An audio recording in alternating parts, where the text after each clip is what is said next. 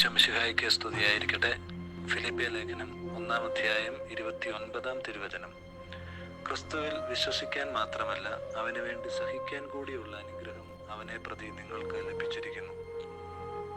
പൗലോസ്ലീഹ 2 അനുഗ്രഹങ്ങളെ പറ്റി നമ്മളെ ഓർമ്മിപ്പിക്കുന്നു. 1, ക്രിസ്തുവിൽ വിശ്വസിക്കുക. 2, അവന് വേണ്ടി സഹിക്കുക. നമ്മുടെ ജീവിതയാത്രയിൽ അനേകം സഹനങ്ങളിലൂടെ നമ്മൾ കടന്നു പോകുന്നുണ്ട്. ഈ സഹനങ്ങളെ ഒക്കെ നമ്മൾ പരിശോധിക്കുമ്പോൾ നമുക്ക് മനസ്സിലാകുന്നൊരു കാര്യമുണ്ട്.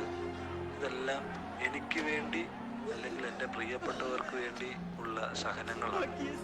എന്നാൽ ഈ സഹനങ്ങളിൽ എവിടെയെങ്കിലും ക്രിസ്തുവിനെ പ്രതിയുള്ള സഹനം കടന്നു വരുന്നുണ്ടോ? ക്രിസ്തുവിനെ പ്രതിയുള്ള സഹനം കടന്നു വരുന്നുണ്ടെങ്കിൽ അത് ഒരു അനുഗ്രഹമാണ്.